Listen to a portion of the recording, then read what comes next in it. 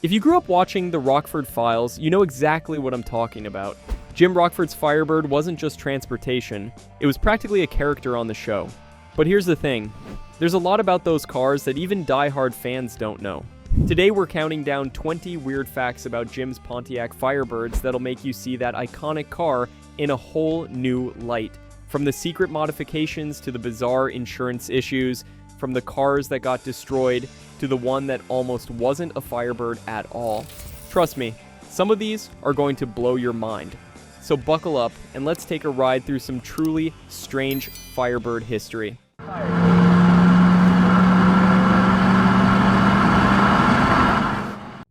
Number 20. The famous J-turn almost never made it into the show.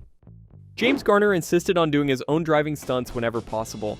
The thing is, he wasn't actually trained as a stunt driver. That signature J-turn where Rockford would throw the car in reverse, spin it 180 degrees, and take off forward. Garner invented it himself during the first season. He was just messing around between takes.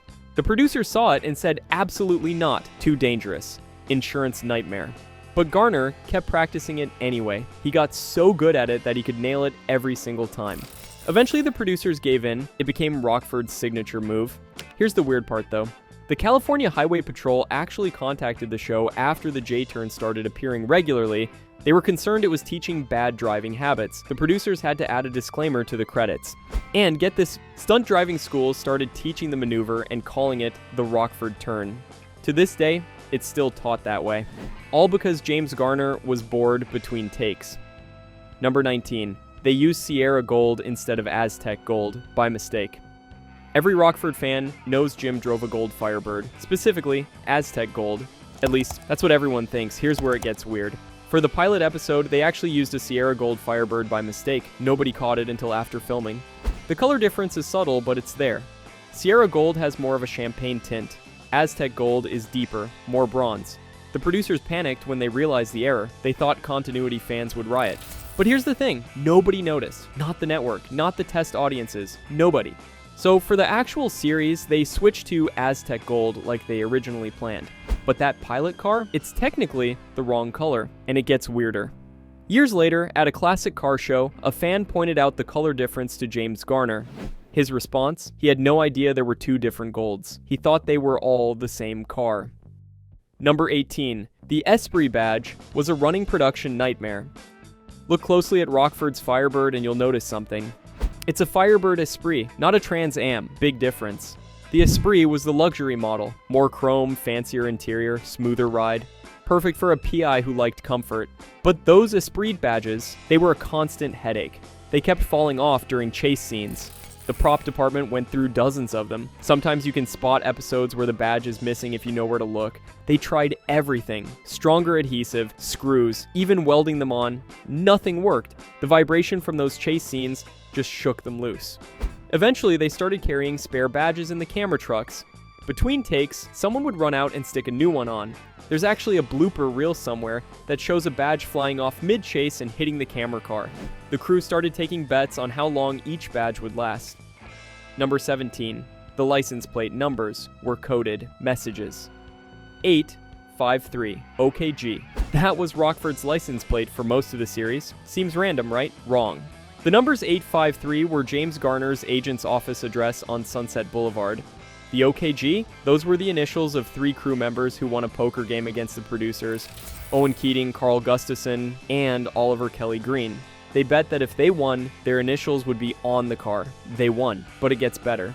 In Season 2, the plate briefly changed to 853 NMF. Nobody could figure out why. Turns out, it stood for No More Firebirds. It was a joke from the transportation department. They were tired of maintaining the cars. The producers weren't amused. The original plate came back the next episode. There's one episode where the plate reads 853 LOL. This was 1976, way before LOL meant laughing out loud. It actually stood for lots of luck, which was what the mechanics said every time they handed over the keys. Number 16, Universal Studios kept crashing them into the same tree. On the Universal Studios backlot, there's a specific tree. It's near the New York street set. That tree has been hit by Rockford's Firebird at least 7 times. Not on purpose, it just kept happening. The tree is positioned at exactly the wrong spot for high-speed turns. Stunt drivers would lose control and slam right into it. After the third crash, they talked about removing the tree. The studio said no. The tree had been there since the 1930s. It was in dozens of movies. It was considered historical, so they put up warning signs. Didn't help. They painted it bright orange. Still got hit. They even tried patting it with foam. The cars still found it. James Garner himself hit it once during a rehearsal. He got out, looked at the tree, and said, "So you're the one." The tree is still there today. If you take the studio tour and know where to look, you can still see the scars. Number 15. The interior smelled like fish. This is one of the weirdest facts about the hero car, the main Firebird used for close-ups. It constantly smelled like fish, not just a little. We're talking overwhelming, can't roll the windows down fast enough fish smell. Nobody could figure out why. They cleaned it, they detailed it, they even replaced the entire interior once. The smell always came back. Finally, someone discovered the cause. The car had been used in a previous production, a commercial for a seafood restaurant. They'd filled the trunk with actual fish for a scene. In the California heat, some of the juice had leaked into the spare tire well. It had soaked into the metal. There was no getting it out. James Garner refused to do dialogue scenes in that car. They had to use a different Firebird for any scene where the windows were up. The crew called it the tuna boat. It was eventually retired after season 3. Legend has it they couldn't even sell it. Who wants a gold Firebird that smells like low tide? Number 14, they accidentally bought a stolen Firebird. In season 4, the production needed another Firebird fast. One of the stunt cars had been totaled. The transportation coordinator found one in the classifieds. Perfect condition. Great price. Maybe too great. They bought it, painted it gold, and started using it. 2 weeks later, the cops showed up. The car was hot, stolen from a dealer lot in Nevada 6 months earlier. The VIN had been altered, the paperwork was fake, everything. The production was cleared, they'd bought it innocently. But they lost the car. And the money. Here's the weird part. The car had already been used in 3 episodes, including a chase scene where Rockford was being pursued by the police. The irony wasn't lost on anyone. They had to go back and check all their paperwork for every car. Turned out that was the only stolen one. But from then on, they only bought from dealers. The transportation coordinator kept his job but never lived it down. For years, whenever a car went missing on the lot, someone would say, "Check Nevada." Number 13. The Firebird's fuel economy created a plot hole. Here's something the writers never figured out. The Firebird Esprit got terrible gas mileage. We're talking maybe 12 miles per gallon. In the city, more like 8. But Rockford was always broke, living in a trailer, scraping by on $200 a day plus expenses. Gas wasn't cheap in the 70s either. The oil crisis hit right during the show's run. How did he afford to drive that thing everywhere? The writers tried to address it once. They wrote a scene where Rockford was siphoning gas. Standards and practices killed it. Too controversial, they tried having him complain about gas prices. Test audiences found it boring, so they just ignored it. Rockford drove hundreds of miles per episode, must have spent half his income on gas, but it was never mentioned. There's actually a fan theory about this. Some people think Rockford had a deal with a gas station owner, free gas in exchange for PI work. It's never shown, but it's the only thing that makes sense. Either that or Jim had a secret oil well somewhere. Number 12. The spare tire compartment had a secret. The Firebird's spare tire was supposed to be in the trunk, standard location. But on the hero car, the spare tire compartment was modified. It was turned into a hidden storage space.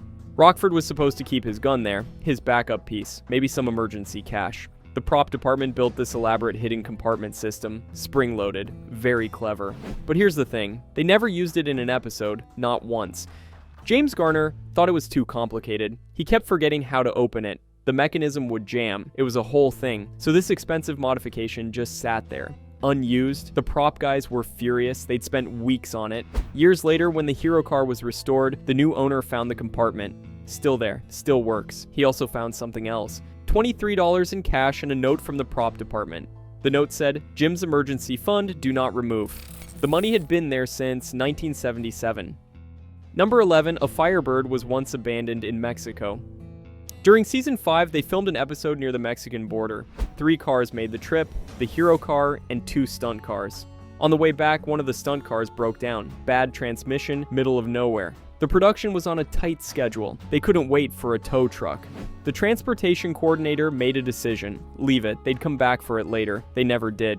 The car sat there for 2 weeks. When they finally sent someone to get it, it was gone. Not stolen. Worse. The local police had it. Apparently, abandoning a car in Mexico is illegal. Who knew? The production had to pay a huge fine, plus storage fees, plus the tow. It cost more to get the car back than the car was worth. But here's the weirdest part. When they got it back, it had been repaired. The transmission was fixed. New paint job. Someone had even detailed the interior. Nobody ever figured out who did it or why. The car ran better than ever.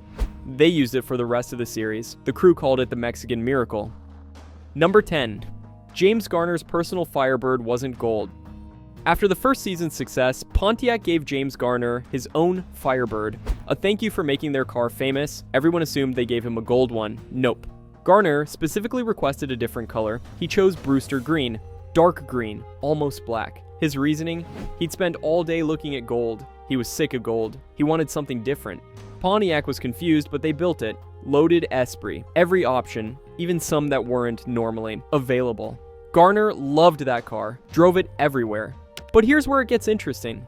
Fans would see him driving it and get confused. They'd yell, "Hey Rockford, wrong car!" He'd have to explain it was his personal vehicle. Some fans didn't believe him. They thought it was some kind of undercover Rockford thing, like Jim was in disguise. One time, a fan followed him for miles, convinced they were witnessing a scene being filmed. Garner finally pulled over and showed them the registration, his name, not Rockford's. The fan was genuinely disappointed. Number 9. The stunt cars had washing machine parts. The stunt coordinators needed the cars to slide predictably during chase scenes. Normal tires gripped too well, bald tires were too dangerous. So they got creative. They fitted the rear wheels with special rings, made from washing machine drums. Seriously, they'd cut up old washing machine drums and weld them around the wheels. The metal was just slippery enough. The cars would slide perfectly every time. It looked like expert driving. Really, it was appliance engineering. The idea came from a stunt driver who also fixed appliances on the side. He noticed the drums were the perfect size and material. Stainless steel, smooth, durable. They went through dozens of washing machines. The prop department had a deal with an appliance store. Any dead washer, they got the drum. By season 3, other shows started copying the technique. There was actually a washing machine shortage in Hollywood. Repair shops couldn't get parts. All the drums were on stunt cars. The Rockford Files transportation department had cornered the market on broken Maytags. Number 8. The Firebird, once raced against itself. In season 4 episode The Attractive Nuisance, there's a chase scene where 2 gold Firebirds race. Obviously one is Rockford, the other is supposed to be a different character. But here's the thing, it was the same car. They only had one hero car available that day. Both stunt cars were being repaired, so they filmed Garner in the hero car for all his close-ups. Then they filmed the same car again for the other driver's close-ups. Then they had to make it look like 2 cars racing. The editor went crazy trying to make it work. They used every trick, different angles, quick cuts, even some early split-screen effects. If you watch carefully, you can tell. Both cars have the same license plate. They tried to blur it, but missed a few frames. Both cars have identical dents and scratches. There's one shot where both cars are supposedly side by side. It's actually the same shot flipped and composited. The editor won an Emmy nomination that year. Not for that episode, but he should have. Making one car look like it's racing itself, that's art. Number 7, the horn played the wrong note. The Firebird's horn was supposed to play an F sharp. That's what Pontiac designed. But the hero car's horn played a G. Not a huge difference unless you have perfect pitch, which apparently one of the sound engineers did, drove him crazy. Every time Rockford honked, this guy would wince. He begged them to fix it. They tried, replaced the horn 3 times, always came out as a G. They finally figured out the problem. The horn was fine, but the mounting bracket was bent. It was changing the resonance, made the pitch slightly higher. They could have fixed it easily, but by then, they'd already filmed 2 seasons. The horn sound was established. Changing it would mess with continuity, so they left it. That sound engineer transferred to a different show. It said he couldn't take it anymore. Years later, at a car show, someone mentioned the horn issue to James Garner. His response, it had a horn. Number 6. One Firebird is now a pizza delivery car. Of all the Firebirds used in the show, most were destroyed or sold, but one had a very weird second life. After the show ended, a stunt car was sold at auction. Bought by a guy in Ohio, he fixed it up, drove it for a while, then he opened a pizza place, needed a delivery car. Guess what he used? That's right, a genuine Rockford Files Firebird delivering pizzas in Columbus. He even kept it gold, added a magnetic pizza sign on top. Customers loved it. They'd order pizza just to see the car. Business boomed. But here's where it gets really weird. James Garner found out about it. He was doing an appearance in Columbus. Someone mentioned the pizza Firebird. Garner insisted on seeing it. He showed up at the pizza place, ordered a large pepperoni, then asked if he could deliver it. The owner nearly fainted. James Garner delivered 3 pizzas that night in his old car. The local news showed up. It was chaos. Best publicity that pizza place ever got. The car is still there, still delivering. They've retired it from regular runs, but for $50 extra, they'll deliver your order in the Rockford Firebird. Number 5, the Firebird's radio was powered by a lawnmower battery. The hero car had a complicated camera rig for interior shots. Cameras, lights, sound equipment. It drained the car's electrical system. The regular battery couldn't handle it, so they installed a second battery. But not a car battery, a lawnmower battery. It was smaller, fit perfectly behind the radio. Its only job was to power the radio and interior lights during filming. This way Rockford could have the radio on without killing the main battery. Worked great until it didn't. Lawnmower batteries aren't meant for cars. They'd overheat, sometimes they'd leak. The interior would smell like sulfur. They went through one a week. The prop department bought them in bulk. Hardware stores thought they were running a landscaping business. The weirdest part? In one episode, the Firebird breaks down. Rockford pops the hood and mentions a battery problem. If you look carefully, you can see the lawnmower battery. It wasn't supposed to be visible, the prop. Guys forgot to hide it. Nobody noticed until the episode aired.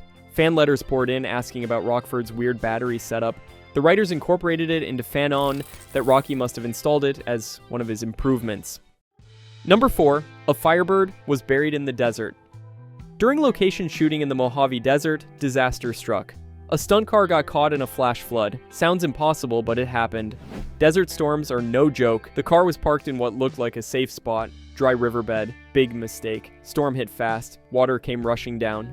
By the time anyone noticed, the car was buried in mud and debris, up to the windows. They tried to dig it out, no chance. The mud had already started to harden in the heat. Bringing in heavy equipment would cost more than the car was worth. So they left it, filed an insurance claim. Acts of nature. 20 years later, some hikers found it. Still there, still buried. Paint sun-bleached white, interior full of sand. But unmistakably a Firebird. They posted pictures online. Rockford fans went nuts. Expeditions were organized. People wanted to recover it. But here's the thing, nobody can remember exactly where it was. The desert is big. The photos had no landmarks. It's still out there somewhere. A ghost Firebird waiting in the sand. Number 3, the Firebird's engine was wrong for most of the series.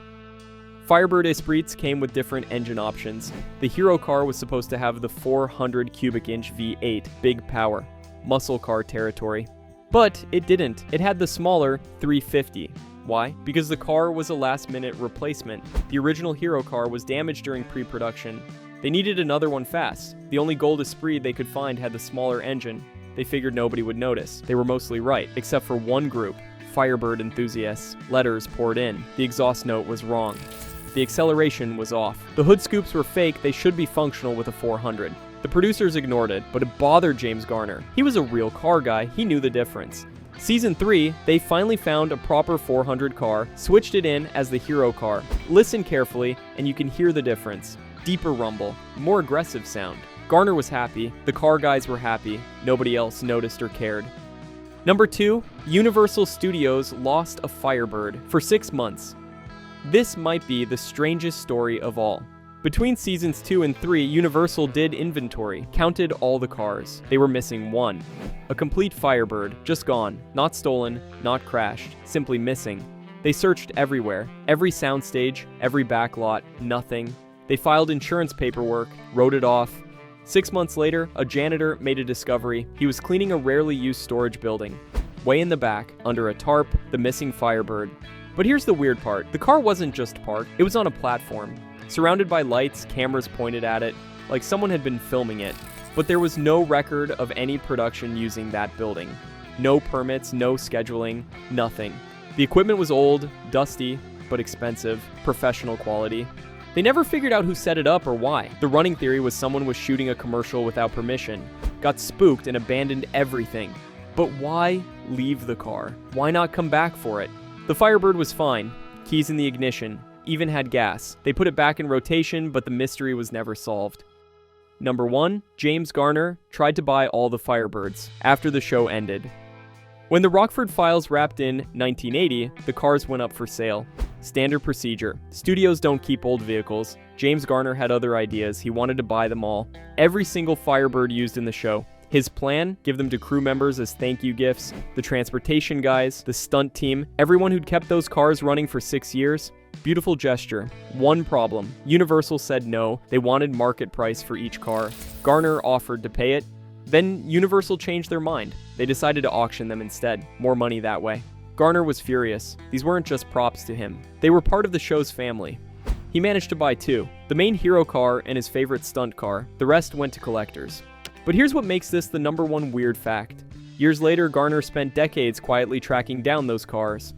Every time one came up for sale, he'd try to buy it. Not for himself, for the original plan. He'd find the crew member he wanted to give it to. If they were still around, they'd get a surprise delivery. A gold Firebird and a note from Jim. By the time Garner passed away in 2014, he'd managed to track down and gift 6 of the original cars. There might be a retired stunt driver out there right now, driving to the grocery store in a piece of television history. All because James Garner never forgot the people who made the Rockford Files possible. And that's a wrap on 20 weird facts about Jim's Pontiac Firebirds. From pizza deliveries to desert graves, from washing machine parts to that persistent fish smell, those gold Firebirds were so much more than just cars. They were mechanical co-stars that helped define one of television's greatest characters. Did any of these facts surprise you? Got any Firebird stories of your own? Drop them in the comments below. And if you enjoyed this ride through Rockford's garage, hit that subscribe button and ring the notification bell. We've got plenty more classic TV mysteries to solve. Thanks for watching, and remember, next time you see a gold Firebird, it might just have a story to tell.